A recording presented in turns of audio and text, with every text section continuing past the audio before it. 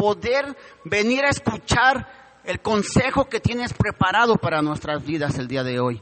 Amado Padre, te rogamos, Señor, que en estos momentos seas tú hablando a nuestro corazón, que pongas en nosotros, Señor, una mentalidad y un corazón dispuestos a escuchar el mensaje y más que nada dispuesto a llevarlo por obra. Amado Dios, te doy gracias por la vida de mis hermanos que se dieron hoy cita aquí, Señor, para venir a escuchar el consejo que tú tienes para ellos. Gracias, Padre amado, en el nombre de Jesús. Tome asiento, hermano. El día de hoy vamos a hacer un pequeño estudio de una historia ya muy famosa, ¿no? Es muy famosa.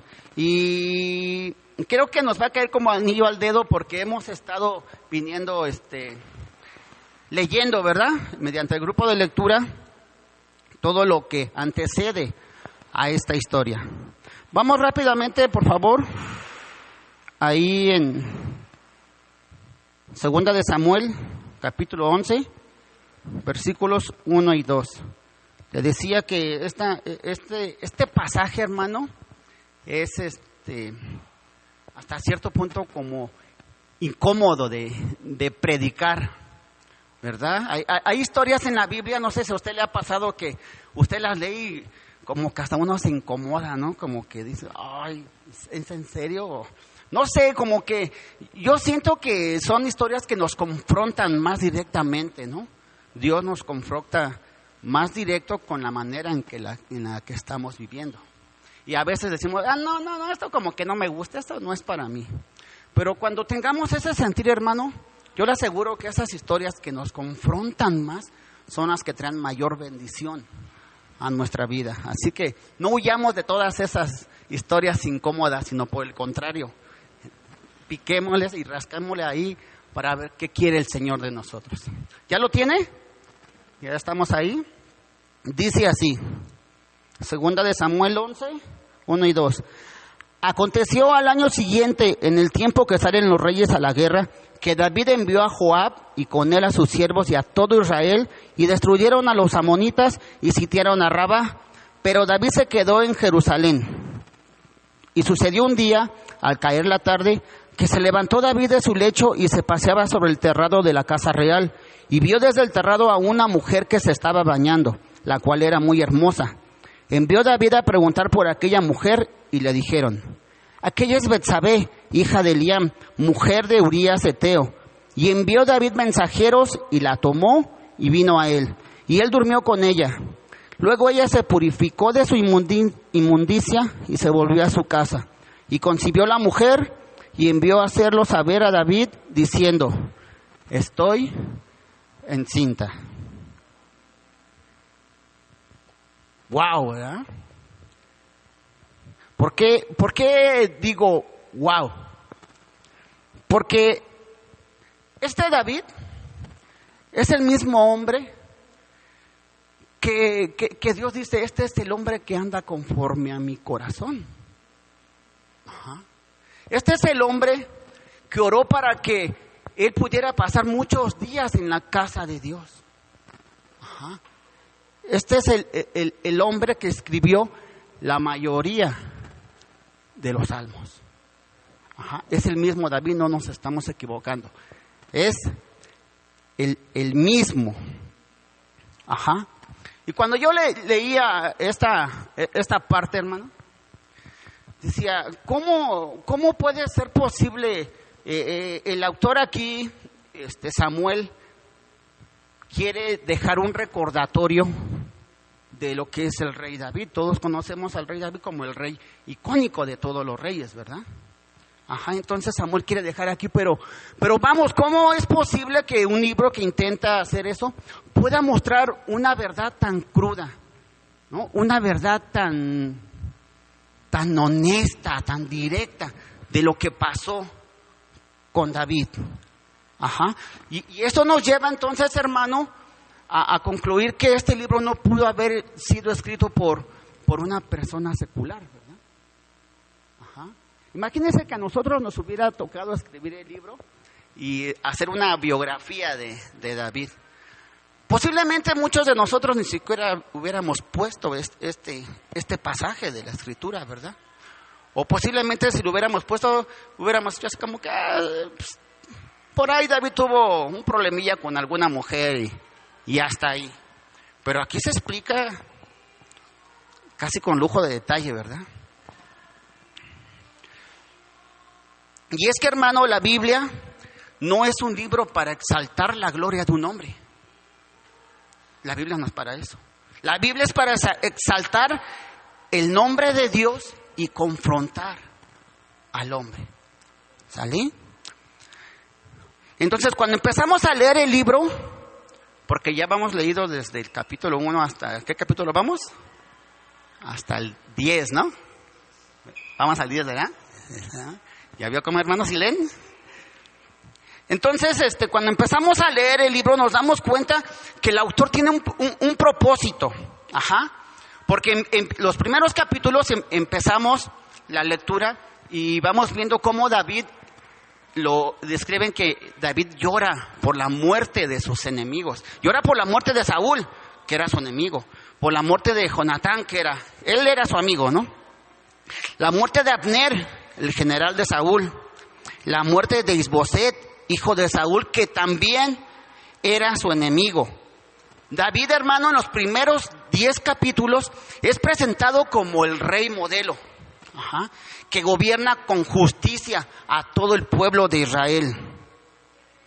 Trae el arca a Jerusalén y en el capítulo 7 David es el receptor del pacto donde Dios le dice que de su simiente vendrá un rey que gobernará eternamente. Ajá. Entonces, hermano, le decía, no cabe duda que David en estos 10 capítulos, y usted lo ha leído, es presentado como ese rey clemente. Ajá, ese rey misericordioso que cuenta con el favor de Dios y además cuenta con el favor de todo el pueblo de Israel. En el capítulo 8 podemos resumir en pocas palabras lo que David era. Capítulo 8, versículo 15, dice, 8:15.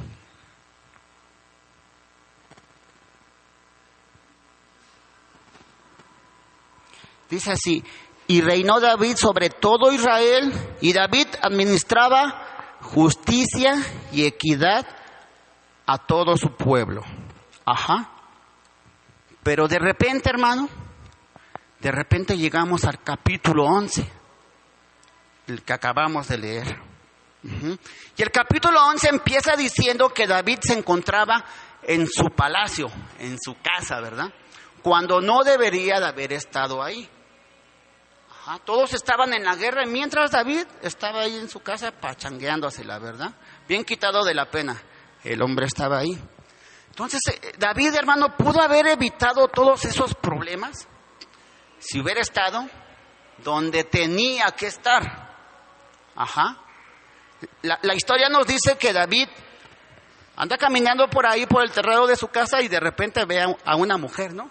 Imagínense que va caminando por ahí, voltea y... ¡ay, caramba! ¿Qué hubo? No, pues...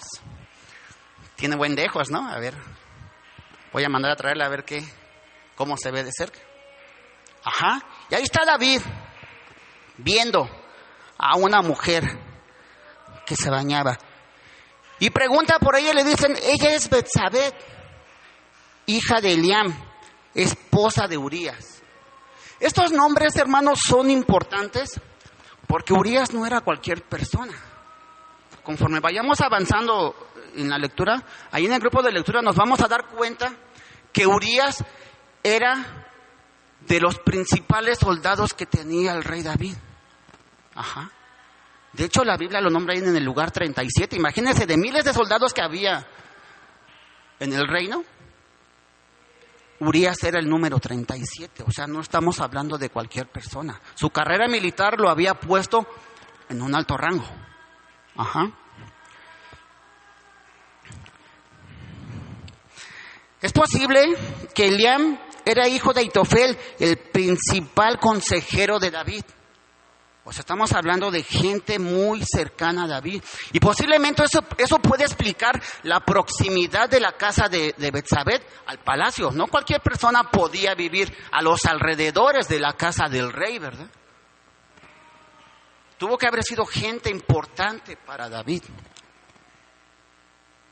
Pero a pesar de todas estas cosas, a pesar de que no eran cualquier gente, a David no le importó. Y David manda por ella. Ajá. Y David comete el error de su vida, que fue adulterar con Betsabé.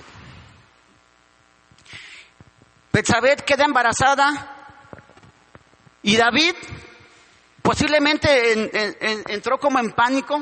No sé qué pasa con David, pero se le ocurre el plan maravilloso de querer tapar su pecado. Ajá. Empieza a maquinar en su mente. Ándale, ¿qué hago? ¿Qué hago? ¿Qué hago? Todos se van a enterar. No puede ser. Algo tengo que hacer. Y empieza su cabeza a trabajar. Ajá. Y David manda por Urías, Eteo. Y está David elaborando su plan. Y en ese plan maquiavélico que David está tratando de llevar a cabo, en ese plan, tenía pensado que Urías Eteo fuera engañado por Betsabé, por su esposa, diciéndole que él era el padre. Y además estaba dispuesto David a soportar que al lado de su casa, enfrente de su palacio, Urías criara a su hijo. En el plan maquiavélico de David estaba dispuesto él a todo eso. ¿Y todo por qué? Por amor a su nombre, por amor a su reputación, porque no quería que nadie se enterara cómo el rey de Israel se va a encontrar en una situación así. Llama a Urías Eteo, pero su plan fracasa. Porque resulta, hermano, que Urías Eteo, aún borracho, era mucho más íntegro que David. Era mucho más íntegro que el hombre que andaba conforme al corazón de Jehová.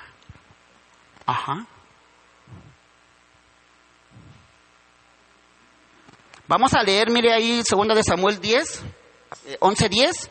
Le vamos a dar lectura del 10 hasta el 14. Eso lo voy a leer, dice. Hicieron saber esto a David diciendo: Urías no ha descendido a su casa. Y dijo David a Urías: ¿no has venido de camino? ¿Por qué pues no descendiste a tu casa? Y Urías respondió a David: el arca de Israel y Judá están bajo tiendas, y mi señor Joab y los siervos de mi señor en el campo. ¿Y había yo de entrar en mi casa para comer y beber y a dormir con mi mujer? Por vida tuya y por vida de tu alma, que yo no haré tal cosa. Y David dijo a Urías: quédate aquí aún hoy y mañana te despacharé. Y se quedó Urías en Jerusalén aquel día y el siguiente. Y David lo convidó a comer y a beber con él hasta embriagarlo. Y él salió a la tarde a dormir en su cama con los siervos de su señor, mas no descendió a su casa.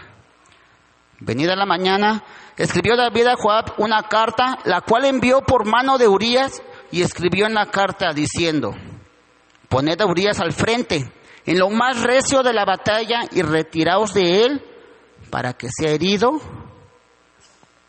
y muera. Al ver que el plan no funcionó, dijo: no, pues a este le voy a tener que dar cuello, no va a quedar de otra. Qué habilidoso, ¿verdad? Notemos, hermano, cómo es una cadena, una escalera, ascendente en los pecados de David. Todo empezó con una mirada descuidada, ¿verdad? Una mirada descuidada. un pensamiento que se atraviesa en su mente. Un pensamiento que produce un deseo pecaminoso. Ese deseo pecaminoso produce adulterio. El adulterio produce engaños. Y los engaños producen el homicidio. Podemos darnos cuenta, hermano, entonces con claridad que el pecado no está estancado, el pecado no es estático. El pecado crece, funciona de manera dinámica. Comienza con pequeñas demandas, pequeños pensamientos que muy a menudo los atesoramos en nuestro corazón. Y resulta que un día, hermano, el día menos indicado, en la hora equivocada, hacemos esos actos que hemos ido atesorando en nuestro corazón. El pecado siempre nos llevará más lejos de lo que queremos ir. O sea, no es decir, bueno, voy a cometer un pecadillo y las consecuencias van a ser hasta ahí, nada más. No va a pasar más allá. No, hermano. El pecado siempre nos va a llevar más allá de lo que queremos ir. David, hermano, no se levantó aquella mañana así con ganas de, pues voy a matar a Urías porque no me cae bien. No. Todo se vino dando de una manera ascendente.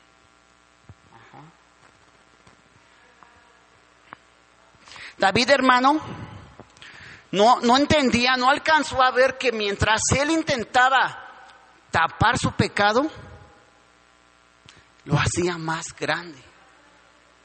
Es como querer tapar las huellas de que tú dejas en la arena, ¿no? Te paras en un lugar y dejas 2 huellas. Ay, las voy a borrar. Cuando te mueves ya tienes 4. Te vuelves a mover, ya tienes 6. Y así va aumentando. Así pasa también con el pecado. Cada que queremos tratar de taparlo, lo único que hacemos es engrandecerlo. Y las consecuencias de igual manera. Y qué triste, hermano, ver al hombre que fue llamado el cantor de Israel, ¿verdad? El hombre que andaba conforme al corazón de Jehová, haciendo este tipo de actos. Posiblemente, hermano, pudiéramos escudarnos nosotros y decir, pero ¿cómo fue posible, no? O sea, David, ¿cómo pudiste llegar a tanto? O sea, ¿qué pasó por tu cabeza? ¿En qué estabas pensando? Obviamente nada, ¿verdad? Al hacer ese tipo de cosas. O sea, ¿por qué lo hiciste? Pudiéramos tal vez pensar, hermano, que nosotros nunca llegaríamos a hacer algo como lo que David hizo. Pero ¿sabe qué? Que la Biblia es un libro tan magnífico, que habla de miles de cosas. E incluso la Biblia habla de que somos capaces, aún recibiendo promesas de Dios, somos capaces de hacer este tipo de cosas que David hizo. Vamos a ver unos ejemplos. Mire, Noé fue capaz, después de ser librado del diluvio, de embriagarse.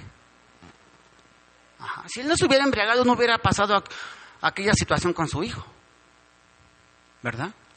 No hubiera pasado. Pero una vez después, librado ya del diluvio, se le hizo fácil ponerse a celebrar y se embriagó el hombre, ¿no? Jacob fue capaz de engañar a su hermano para robarle su primogenitura. Abraham,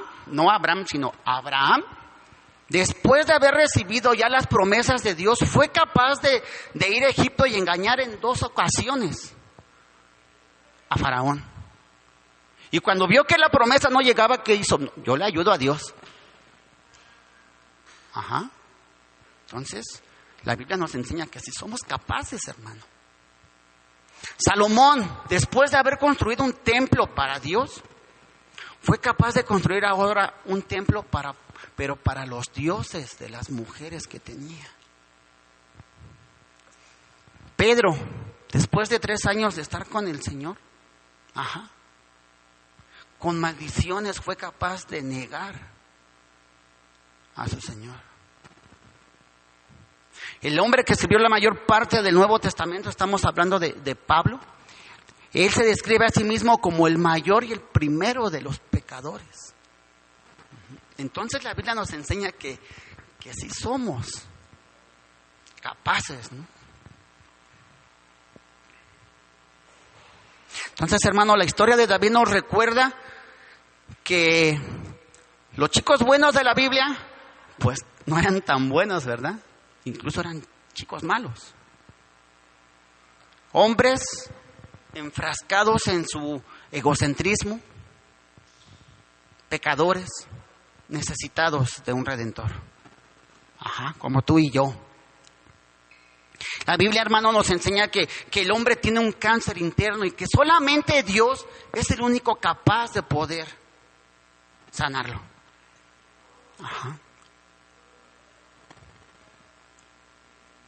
Ahora, te decía, tal vez si tú y yo digamos, bueno, pero es que yo no he hecho algo tan malo, o sea, pues sí peco, ¿no? Pero pues no algo tan grave como lo que David hizo.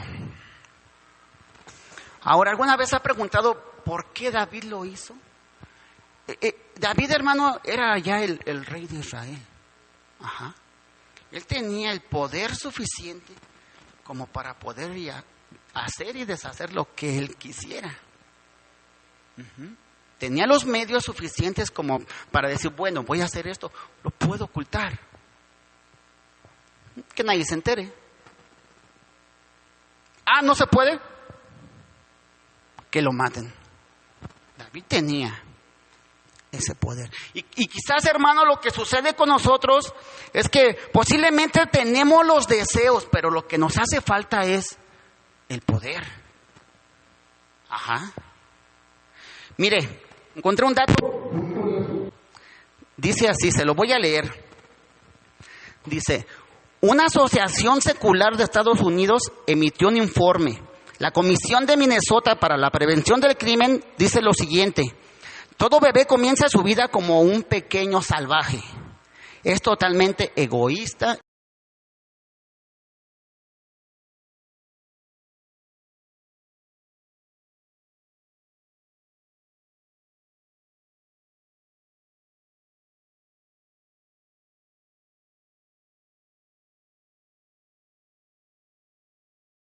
De agresividad.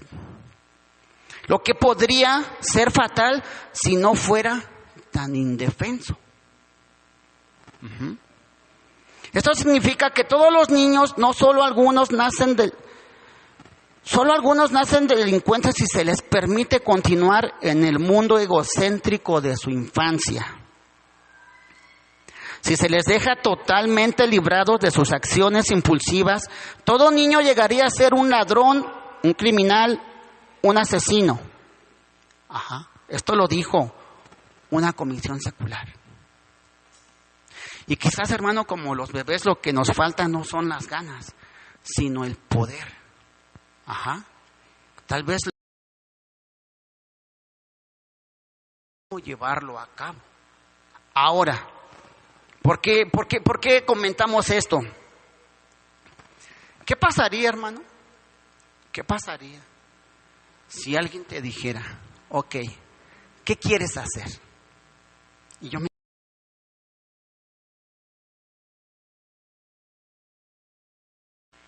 ¿Te quieres drogar? ¿Te quieres embriagar? ¿Quieres fornicar? ¿Quieres adulterar? Nadie se va a enterar, a menos que tú digas. ¿Qué pasaría, hermano, si tuviéramos la seguridad de que nuestros deseos se pudieran llevar a cabo sin prácticamente afectar a nadie? Que nadie lo sepa. ¿Lo haríamos o no lo haríamos? ¿Qué pasaría? Está para analizar, hermano.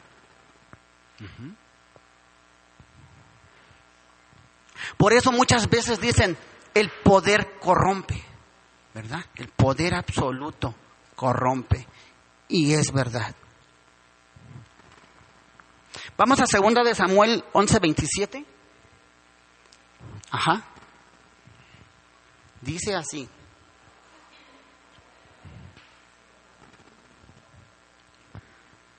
Segunda de Samuel 11:27. Y pasado el luto, envió David y la trajo a su casa, y fue ella, su mujer, y le dio a luz un hijo. Mas esto que David había hecho fue desagradable ante los ojos de Jehová.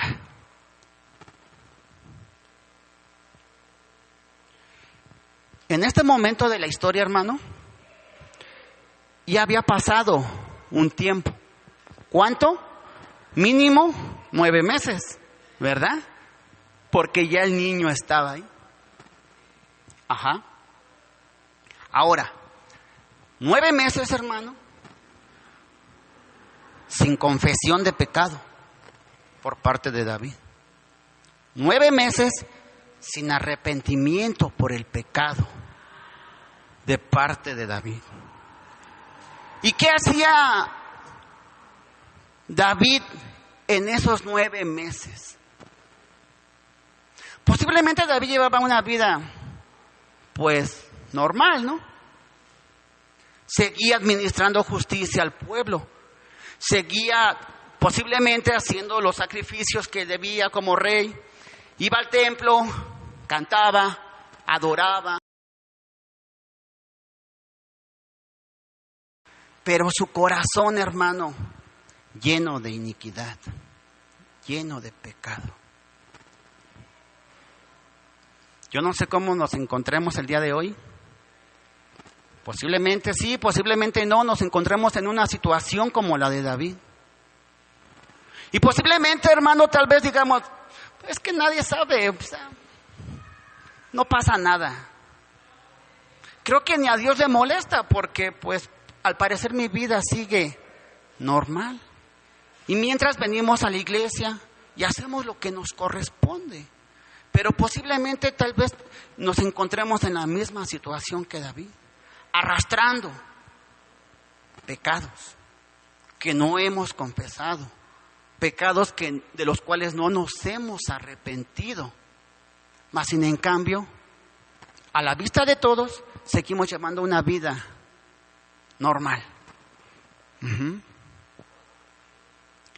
Pero hermano, gracias a Dios, y para fortuna de David y para fortuna nuestra, la historia no termina ahí. La historia continúa. Y pasamos al capítulo 12. El capítulo 12 de 2 de Samuel, hermano, nos recuerda qué tan grande es la misericordia de Dios. Hermano, hay muchas cosas que no comprendemos de Dios. Ejemplo, es difícil que podamos comprender en su totalidad lo que es la Trinidad, ¿verdad? Son temas que hasta son confusos. Es difícil comprender en su totalidad cómo Jesús puede ser hombre y Dios en la misma persona.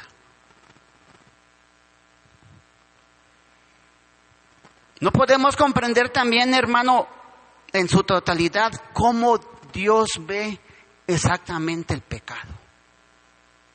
Necesitaríamos ser tan santos como Dios para poder entender la manera en que Él ve el pecado. Lamentablemente, eso nunca va a pasar. Nunca vamos a ser tan santos como nuestro Dios.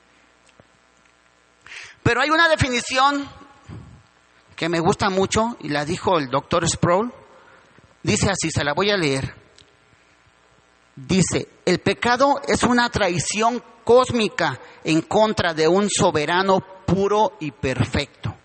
Es un acto de suprema ingratitud hacia aquel que le debemos todo, a quien nos ha dado la vida misma.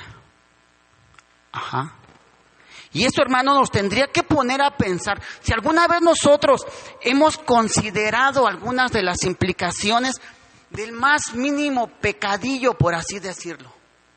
¿Qué le estamos dando a entender a Dios con un pecado por más pequeño que sea.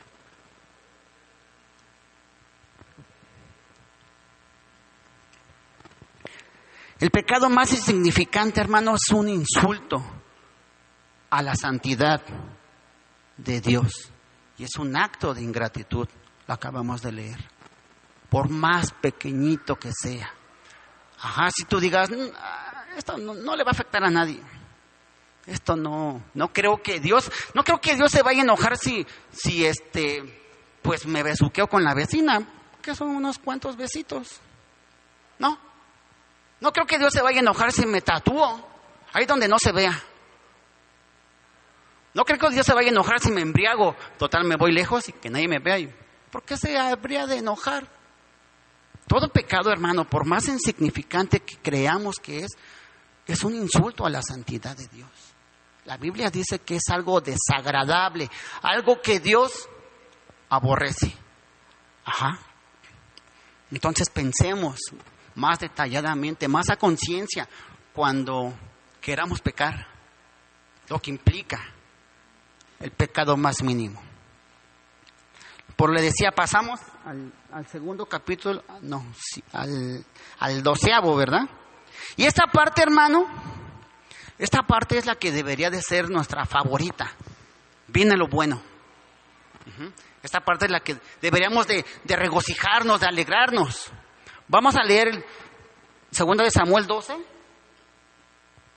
Dice así.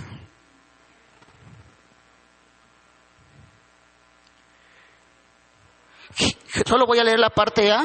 Dice, Jehová envió a Natán a David. La Biblia de las Américas, hermano, me gusta más cómo lo dice. En la Biblia de las Américas dice, entonces el Señor. Entonces Dios.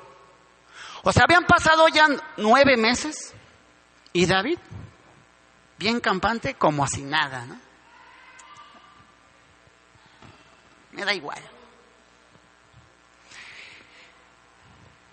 David, hermano, fue el que pecó.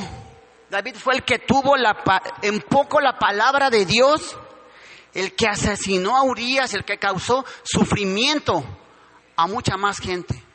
Mas sin en cambio la palabra dice, entonces el Señor.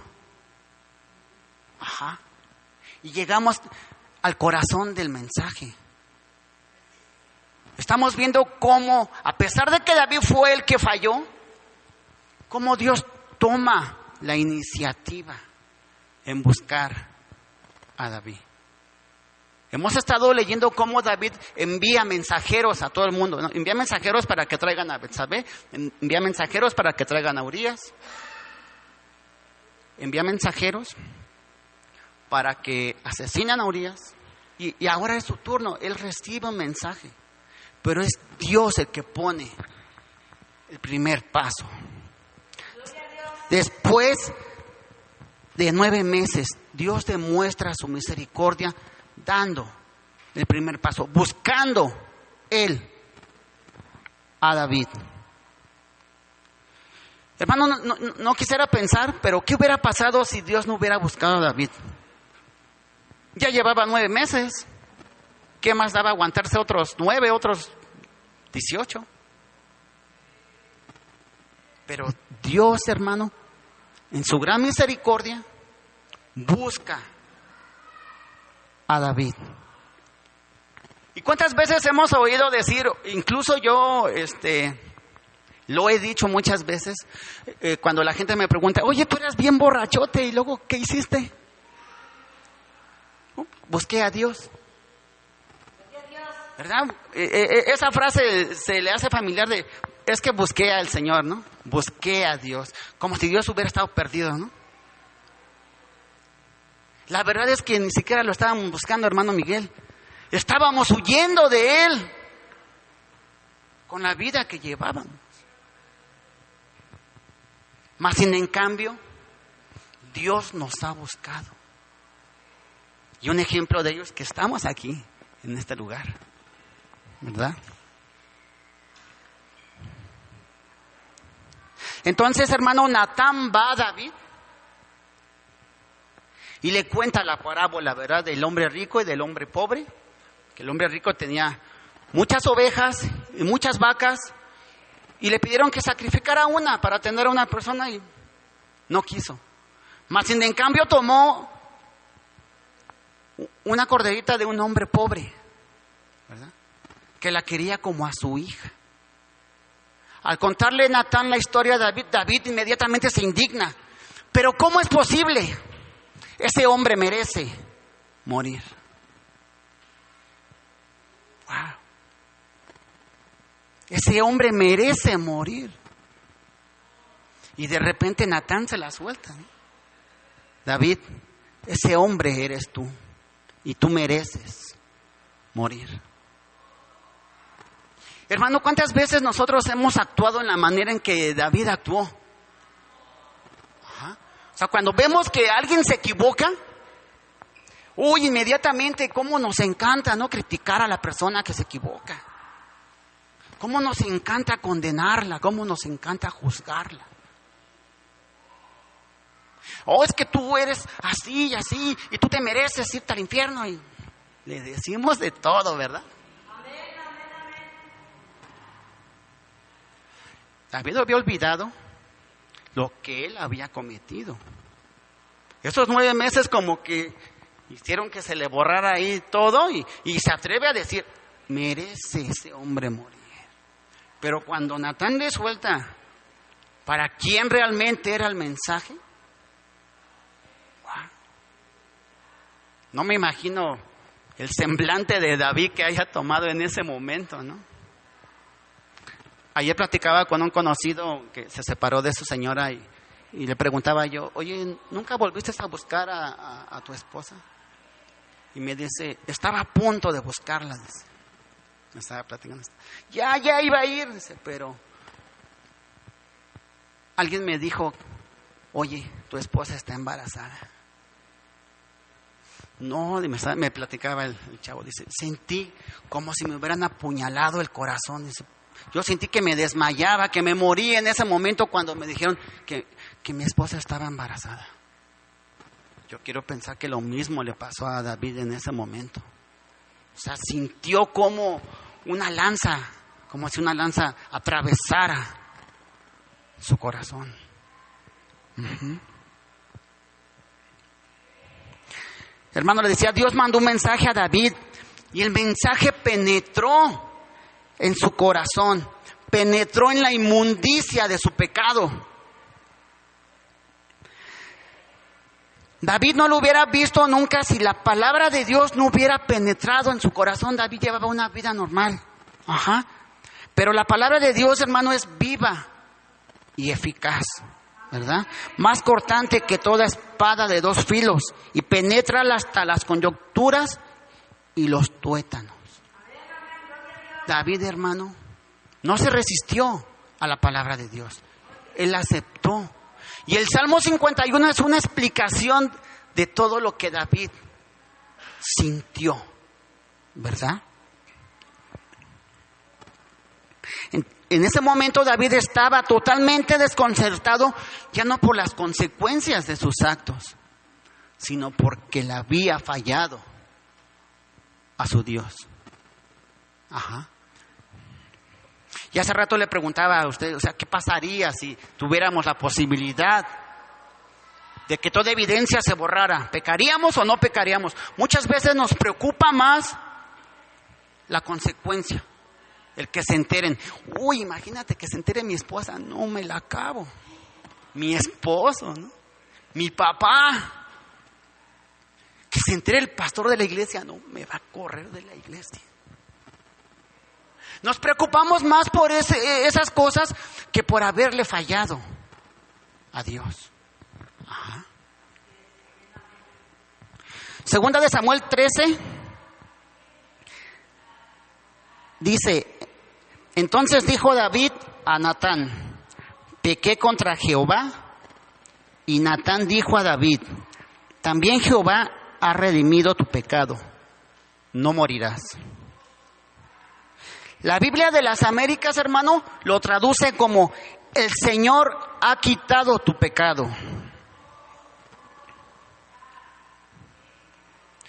Es interesante, hermano, ver que Natán le dice al Señor, a David, el Señor ha quitado tu pecado. David fue el que pecó. Ajá. De repente llega un mensajero y le dice, mira, mereces la muerte, pero el Señor ha quitado tu pecado. No morirás. Dios, hermano, quita las consecuencias verticales de nuestros pecados. Mas en cambio las horizontales siguen, ahí van a estar. Dios quita las consecuencias eternas, las temporales, ahí van a quedar. David cosechó tiempo después los actos de su pecado. Pero dice, tus pecados son quitados. Y yo me pregunto, bueno, ¿qué tipo de juez simplemente quita el pecado del culpable? ¿Era justo, hermano Andrés? ¿Era justo eso? ¿Que Dios nada más quitara su pecado y ya? Pero la Biblia aquí dice, Dios quitó su pecado. A lo mejor nosotros estamos leyendo la historia, ¿no? Y tratamos de adentrarnos lo más posible que se pueda. Pero vamos a ponernos en los pies, por ejemplo, del papá de Urías, de su mamá de Urías, de sus hermanos de Urías. Según la ley de Moisés, David tenía que ser muerto por apedreamiento, porque cometió adulterio. Ajá. De repente llega Dios y le manda el mensaje con Natán y dice, tu pecado ha sido quitado. No pasa nada. ¿Es justo o no es justo? Hermanos, eso nos trae justamente al corazón de lo que es el Evangelio. Ajá. Y nos podemos preguntar, bueno, pero ¿qué tipo de juez puede permitir esto? ¿Qué tipo de juez? ¿Que acaso no dicen los profetas que Dios no puede dejar de castigar el pecado? ¿Que no nos dice el Antiguo Testamento que Él no tendrá por inocente al culpable? Entonces, ¿qué estaba pasando ahí, hermano Miguel? ¿Si era justo o no era justo?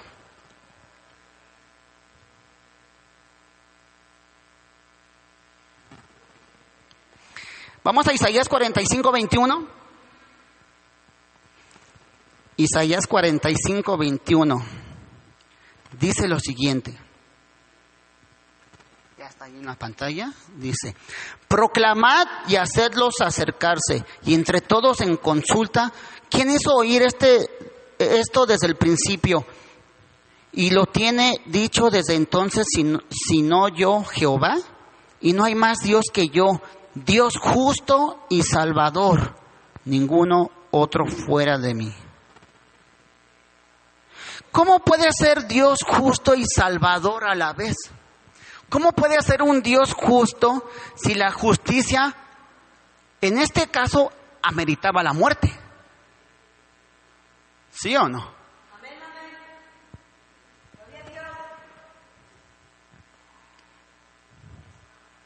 Entonces le decía, hermano, cuando nosotros vamos a la Biblia encontramos que realmente esto es el corazón del Evangelio.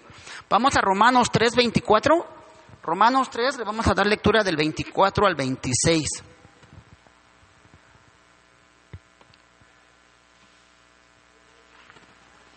Dice la palabra de Dios así.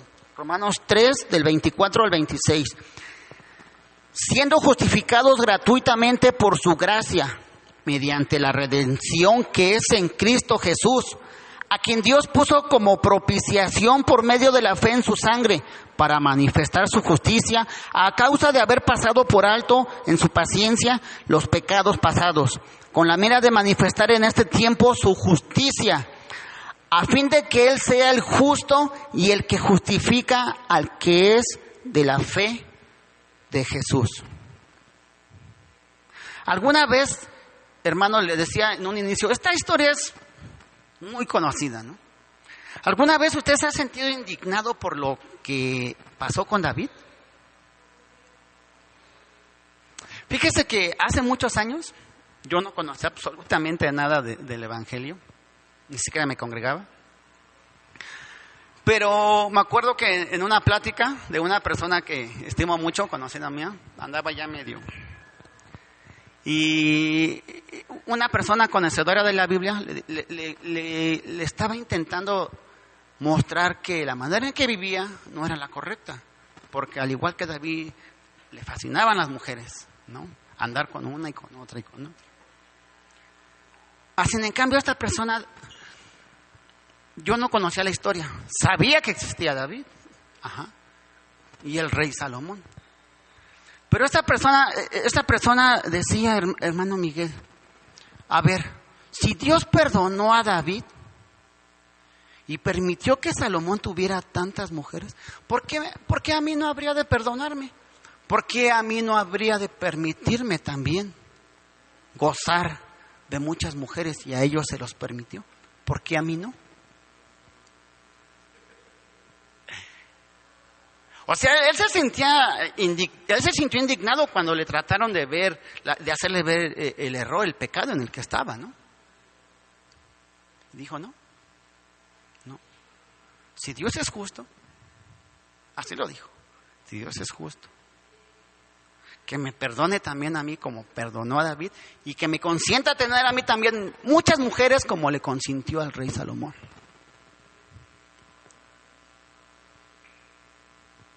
Posiblemente a simple vista, digamos, pues tal vez tenga razón, ¿no? ¿Verdad?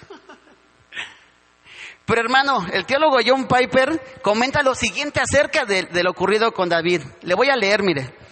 Dice, la indignación que sentimos cuando Dios parece simplemente pasar por alto el pecado de David, ¿sería una buena indignación si lo que Dios estuviera haciendo es poner bajo la alfombra el pecado de David? Pero no fue eso lo que Dios hizo. O sea, Dios no agarró el pecado de David y lo puso bajo la alfombra como a veces hacemos con el polvito, ¿verdad? Ahí lo echamos abajo de la alfombra. Nadie va a ver, nadie se enteró, no pasa nada. Dios no hizo eso. Dios, hermano, había predeterminado que siglos más adelante su Hijo Jesucristo moriría en lugar de David. De manera que la fe de David en la misericordia de Dios y la redención futura une a David con Cristo. En la mente de Dios los pecados de David son contados como la justicia de Cristo. Sus pecados son pasados por alto, pero pagados por Cristo en la cruz del Calvario, hermano.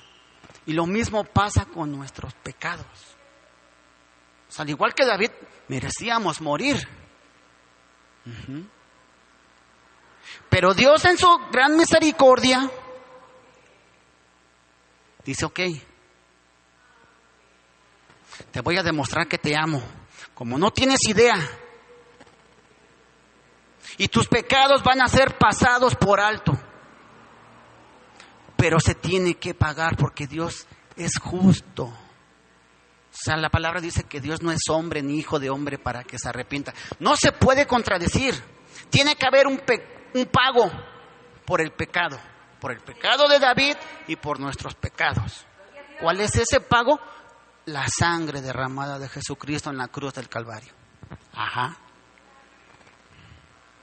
Hermano, qué bueno es nuestro Dios. O sea, cargar todo sobre su Hijo.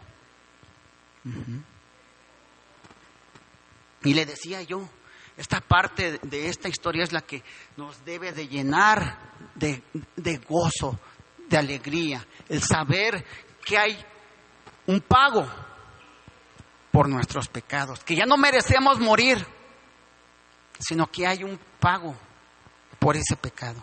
Mire el Salmo 32, vamos a leer Salmo 32, ya vamos a acabar, hermano.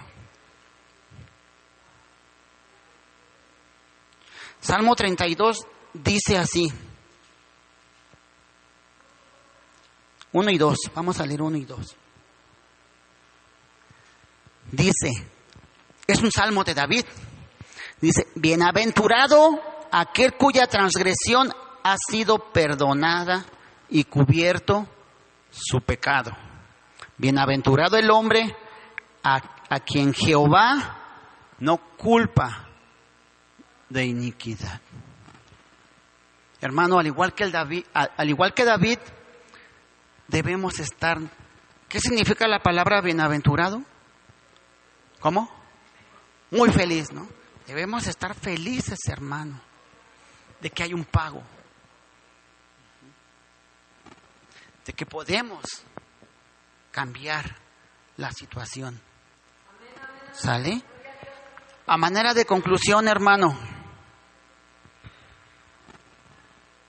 te decía hace un rato, yo no sé en qué situación te encuentras, pero si tú estás siendo tentado, si tú estás siendo movido a pecar, así como pasó con David, esta historia nos sirve como un recordatorio de todo el dolor que David provocó. O sea, imagínate el dolor que le provocó a Urías, a la familia de Urías, a Betsabé, a Ahitofel, involucró a Joab, trajo sufrimiento, David trajo sufrimiento a sus hijos, su descendencia fue un desastre. Su pueblo se dividió y todo por una tentación mal manejada, por una simple miradita nada más, mal manejada. Si tú, hermano, estás pasando por la tentación, considera las trágicas consecuencias que pasaron con David y huye. Huye, hermano, de la tentación. Pero si tú ya caíste en la tentación, porque podemos estar en la tentación, podemos ser tal vez movidos a pecar, o posiblemente ya caímos y ya pecamos. Si Dios perdonó, hermano, a David, si Dios perdonó eso que David hizo, por los méritos de Cristo, también tú y yo podemos ser perdonados. En Dios, hermano, hay perdón. Si tú ya no pudiste huir de la tentación, huye a buscar a Dios, porque solamente en Dios hay el perdón que nuestra alma necesita. Ponte de pie, hermano.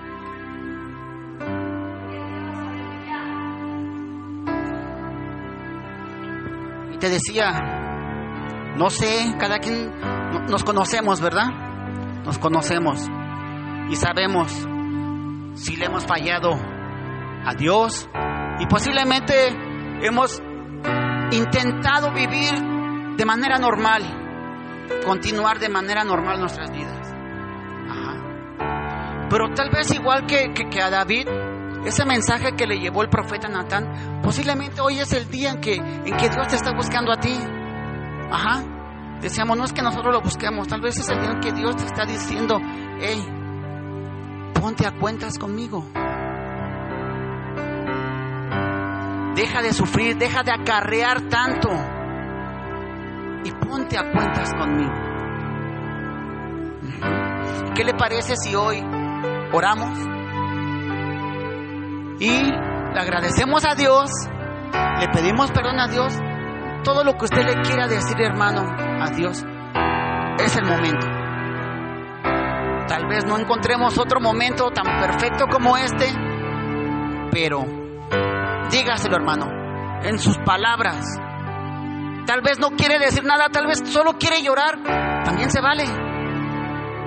Dios conoce las intenciones de nuestro corazón. ¿Sale? Cierre sus ojos, hermano.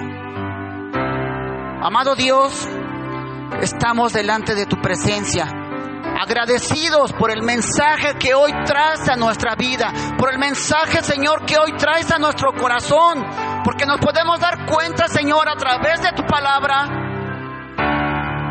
que hay una segunda oportunidad para nosotros, que el pecado, Señor, tal vez que hemos cometido a lo largo de nuestra vida, tú estás dispuesto a pasarlo por alto, siempre y cuando aceptemos el pago por él.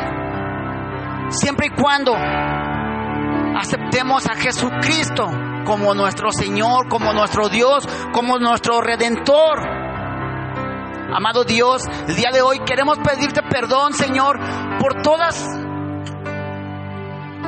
esos pecados que han sido una ofensa a tu santidad.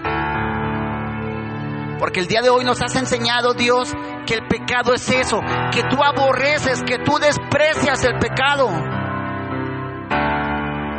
Tal vez nunca lo habíamos visto de esa manera, o tal vez simplemente decíamos, pues que Dios me perdone,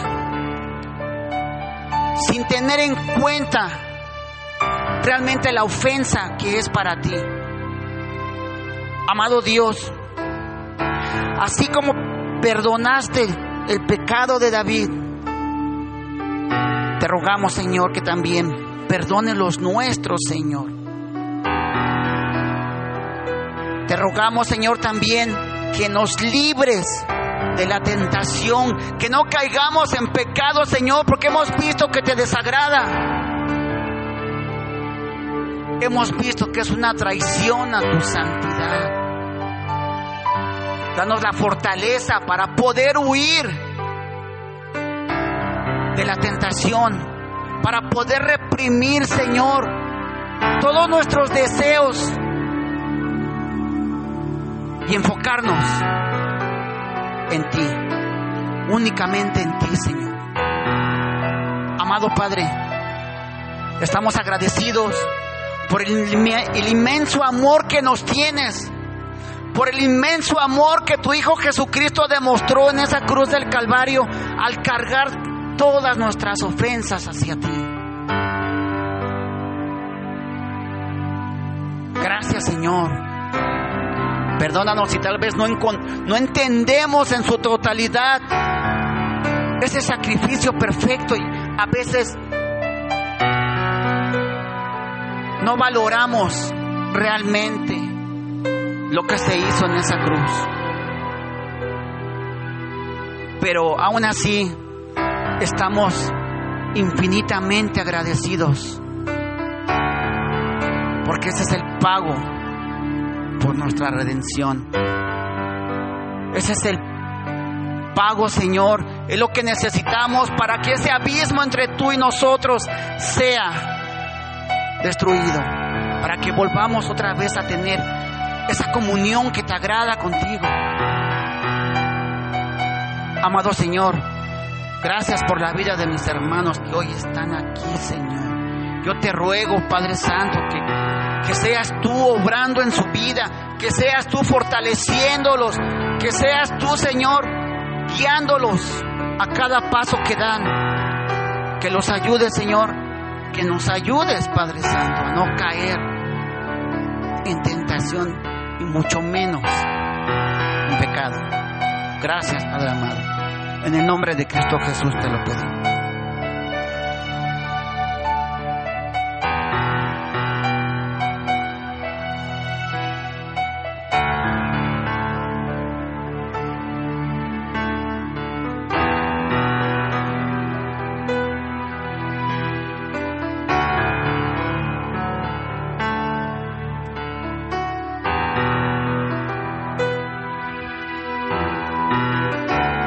Aleluya. Cierra tus ojos y dale gracias al Señor en este momento, en tus propias palabras, porque Él ha sido bueno y Él ha perdonado nuestras maldades y Él ha tomado la culpa sobre sí para darnos libertad. Toma unos minutos para darle gracias por todo lo que ha hecho y vamos a pedirle que nos fortalezca, que nos ayude a no cometer los mismos errores, que podamos crecer, que podamos avanzar. En el nombre de Cristo Jesús, Señor, en esta noche mostramos nuestra debilidad, Señor, delante de ti, y rogamos en el nombre de tu Hijo amado Jesús, Señor, que nos ayudes, que perfecciones tu poder, que perfecciones, Señor, en tu gloria, Señor, en nuestras vidas. Tú sabes, Señor, las áreas en las que nosotros somos débiles. Por eso acudimos a ti, amado Señor, para que tú seas obrando en nuestras vidas, en nuestro corazón, y nos ayudes a escapar, Señor, de esclavitud, Señor, que podamos cada uno de nosotros ser libres en el nombre glorioso de Cristo Jesús, Padre. Amén, gloria a Dios. Dale un fuerte aplauso al Señor.